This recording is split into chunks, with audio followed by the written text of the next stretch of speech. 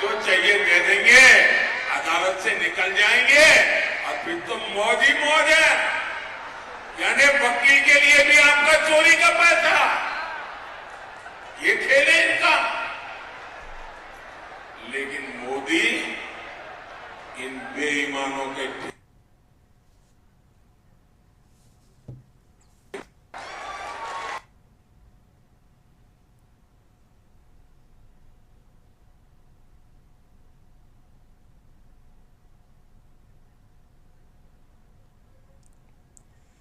तो झारखंड दौरे पर है प्रधानमंत्री नरेंद्र मोदी। एनडीए प्रत्याशी के पक्ष में लगातार चुनाव प्रचार कर रहे हैं और इसी कड़ी में आज पीएम मोदी जमशेदपुर पहुंचे हैं। जमशेदपुर में जनता को संबोधित कर रहे हैं।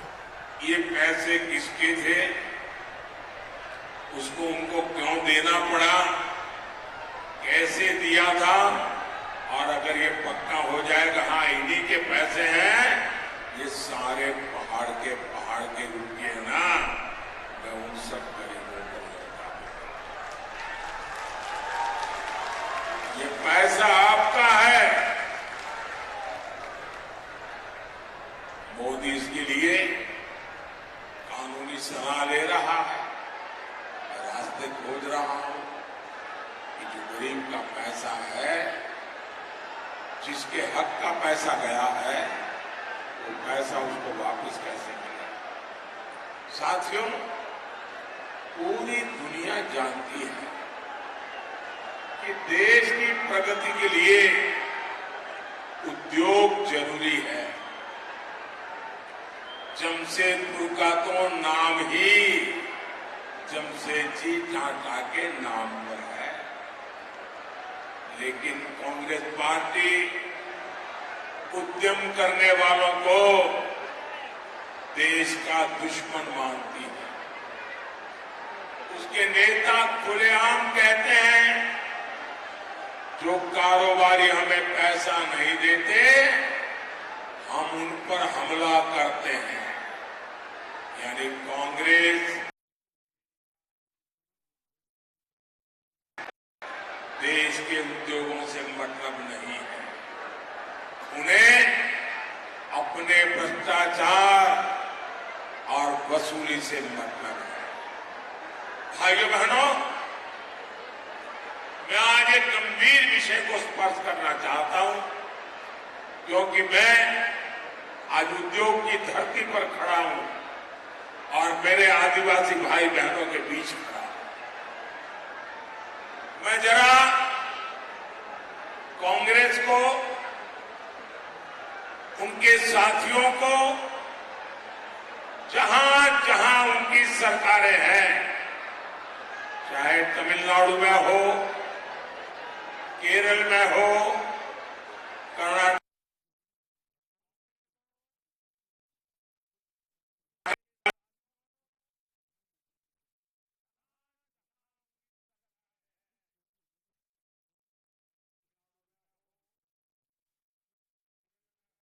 और जरा समझ को, ये मेरा पॉलिटिकल स्टेटमेंट नहीं है, ये मेरा चुनावी स्टेटमेंट है। मैं बड़ी गंभीरता से इस विषय को छेड़ना चाहता हूं, और जो मीडिया वाले अपने आप को बड़ा खैरखा मानते हैं, अपने आप को न्यूट्रल मानते हैं, वो जरा इनके मुख्यमंत्रियों को जाकर के सवाल पूछे। ये उनके शहजादे आए दिन उद्योगों का विरोध करते हैं, उद्योगपतियों का विरोध करते हैं, निवेश का विरोध करते हैं। आने वाले दिनों में कौन उद्योगपति उनके राज्य में जाकर के पूंजी निवेश करेगा? उन राज्यों के नौजवानों का क्या होगा? ये महाराष्ट्र में जो लोग चुनाव लड़ने के लिए हमारे सामने हैं, क्या वे शहजादे की इस भाषा को मान्य करते हैं क्या?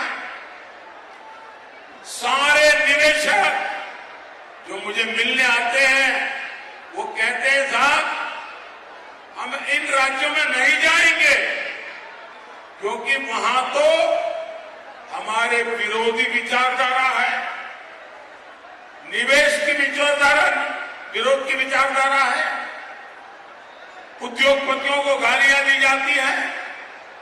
मैं उन राज्यों के नौजवानों को पूछता हूं, जो शहजादे की भाषा को सुनकर के कौन उद्योगपति उन राज्यों में आएगा? वो 50 बार सोचेगा कि शहजादे की ये नीतियां हैं तो उनके मुख्यमंत्री भी वैसा ही।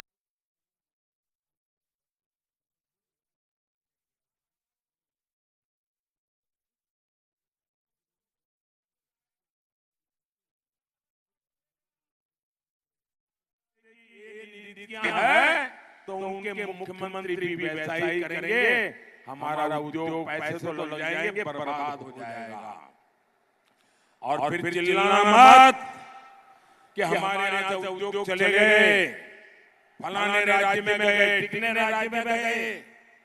ये आपके शहजादे की भाषा के कारण आज दुनिया से इतने उद्योगकार आ रहे हैं। आपके राज्य में आने को कोई तैयार नहीं है, निवेश करने को तैयार नहीं है।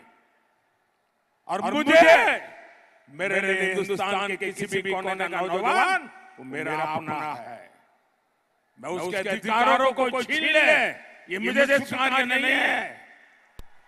और इसलिए कांग्रेस के, इंडिया अलायंस के, टीएमसी के ये जितने मुख्यमंत्री हैं वो स्पष्ट करे ये जो शहजादी की भाषा है, उद्योगकारों के खिलाफ बोला जा रहा है, उद्योगों के खिलाफ बोला जा रहा है, निवेश के खिलाफ बोला जा रहा है, देश के नौजवानों की जिंदगी तबाह करने की भाषा बोली जा रही है।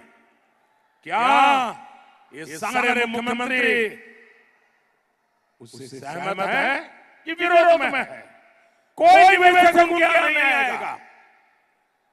और फिर दूसरे राज्यों में चले जाएंगे और आप रोते बैठोगे और आपके राज्य के नौजवानों को पलायन करके उन राज्यों में जाना पड़ेगा जहां उद्योग लग रहे हैं। भाइयों बहनों, ये कांग्रेस की भाषा, ये शहजादे की भाषा पूरी तरह नक्सली भाषा है, माओवादी भाषा है। और नक्सली भी तो बिना रंगदारी लिए किसी कारोबारी को काम नहीं करने देते। आज मोदी ने नक्सलियों की कमर तोड़ दी है, इसलिए आज रंगदारी की जिम्मेदारी कांग्रेस और जामुओं ने उठा के ली है।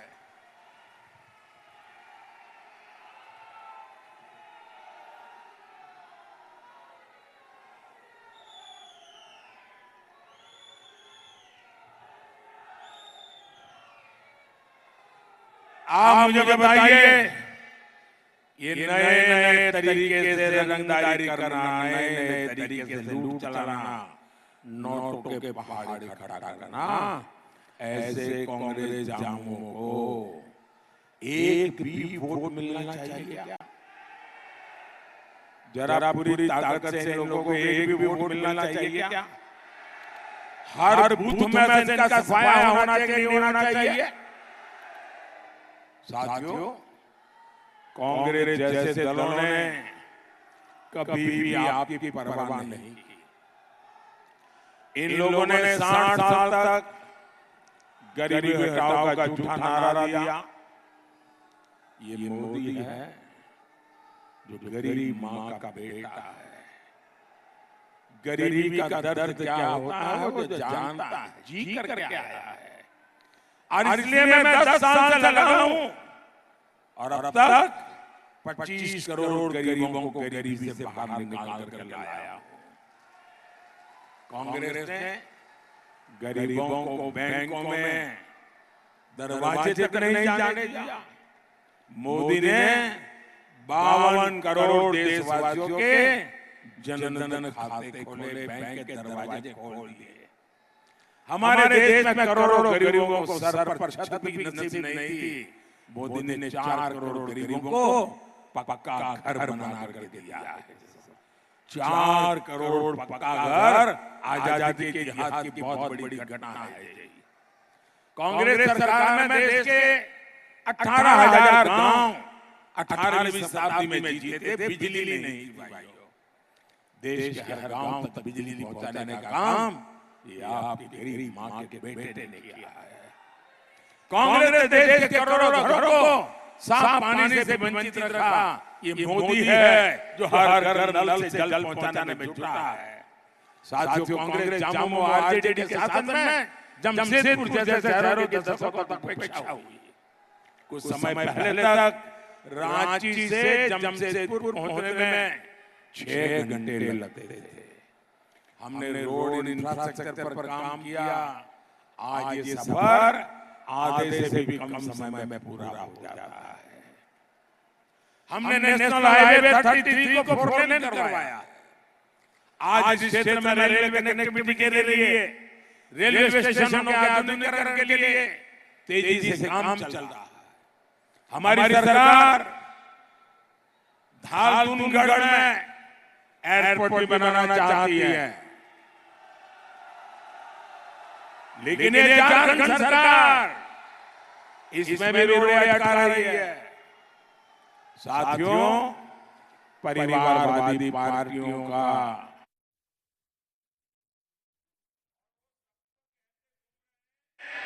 ये मेरी मम्मी की सीट है।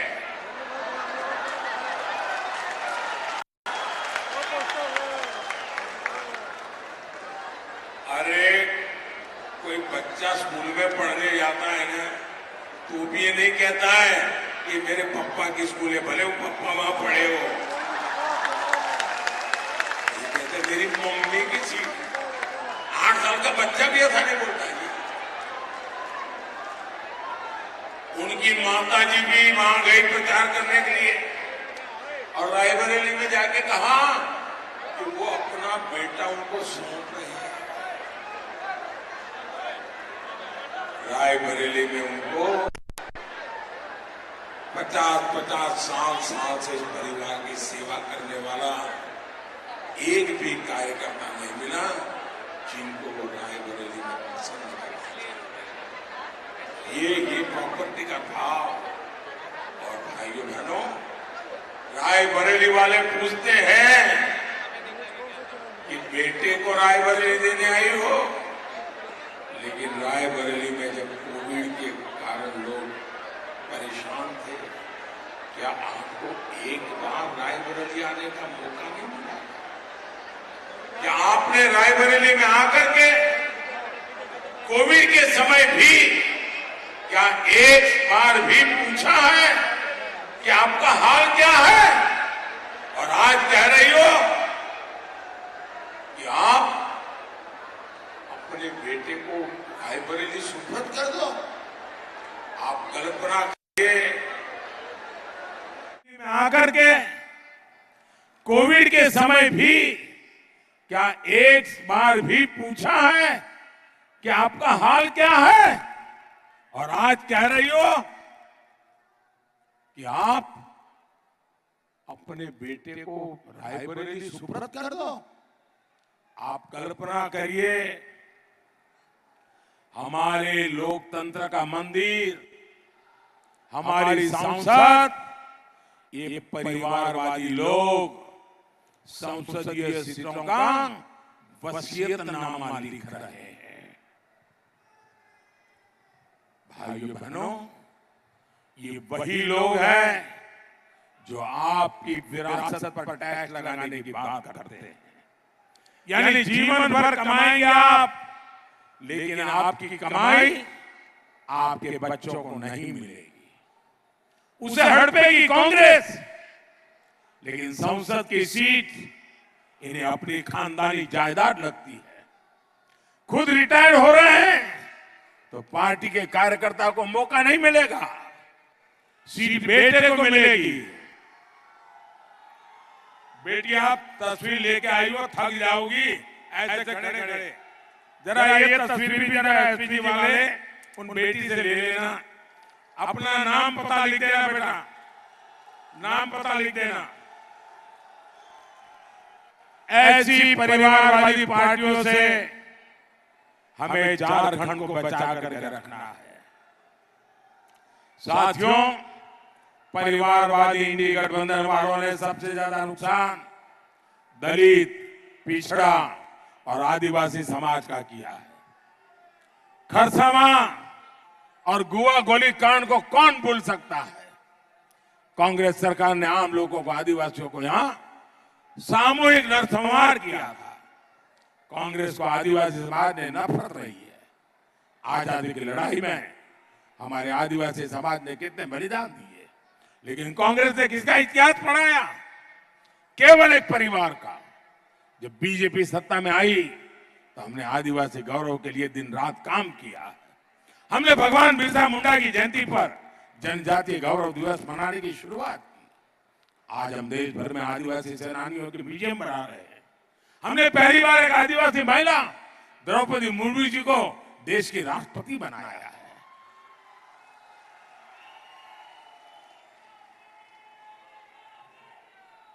और मैं याद दिलाऊंगा, कांग्रेस ने द्रौपदी मुर्मू जी को भी चुनाव में हराने के लिए कोई कोर कसर नहीं छोड़ी थी। और ये झामुमो वाले उसी कांग्रेस के साथ खड़े हैं। साथियों, आज देश जान चुका है संविधान को खतरा इंडी गठबंधन वालों से है। बाबा साहब आंबेडकर धर्म के आधार पर आरक्षण के लिए खिलाफ थे, लेकिन इंडी वाले संविधान बदलकर दलित, पिछड़ा और आदिवासी का आरक्षण बंद करना चाहते हैं। अब ये पूरा का पूरा आरक्षण मुस्लिमों को देने की बात कर रहे हैं। कुछ राज्यों में इन्होंने इसकी शुरुआत भी कर दी है। मोदी ने 23 अप्रैल से चुनौती दे रहा है कि वे लिखित में दे कि एससी, एसटी, ओबीसी का आरक्षण छीनकर उसे मुसलमान वालों को नहीं देंगे। लेकिन आज 25 दिन हो रहे हैं, कांग्रेस और इंडी वाले चुप बैठ करके अपने पाप की तैयारी कर रहे हैं। साथियों, 25 मई को आपका एक वोट झारखंड और देश के भाग्य का फैसला करेगा। बीजेपी ने जमशेदपुर से श्री विद्युत बरन महतो को जिम्मेदारी सौंपी है। आप इनके लिए कमल का बटन दबाएंगे, और जब आप इनको कमल का बटन दबा करके वोट देंगे ना, वो वोट सीधा सीधा मोदी के खाते में जाएगा। आपका वोट सीधा मोदी को मिलेगा, मोदी को मजबूती मिलेगी। आप ज्यादा से ज्यादा लोगों को मिलेंगे, ज्यादा से ज्यादा मतदान कराएंगे। 10 बजे के पहले ज्यादा मतदान हो कोशिश करेंगे। पहले मतदान फिर जलपान, ये करके दिखाएंगे। अच्छा, मेरा एक काम करेंगे, जरा दोनों हाथ ऊपर करके सबके सब बताओ, मैं बोलूं। मेरा एक काम करेंगे, यहां से जाकर ज्यादा से ज्यादा घरों में जाइए, ज्यादा से ज्यादा परिवारों में मिलिए और मिलकर के कहिए कि मोदी जी जमशेदपुर आए थे और मोदी जी ने परिवार के सबको प्रणाम कहा है। मेरा प्रणाम कह देंगे, मेरा प्रणाम कह देंगे। एक और काम करेंगे मेरे लिए, एक और काम करेंगे।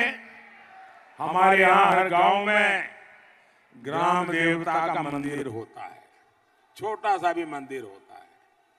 आप जाकर के वहां जरूर प्रणाम करना, मेरी तरफ से मत्था टेकना और कहना, देश के उज्जवल भविष्य के लिए परमात्मा हम सबको आशीर्वाद दे। मेरे साथ बोलिए, भारत माता की, भारत माता की, भारत माता की। बहुत बहुत धन्यवाद।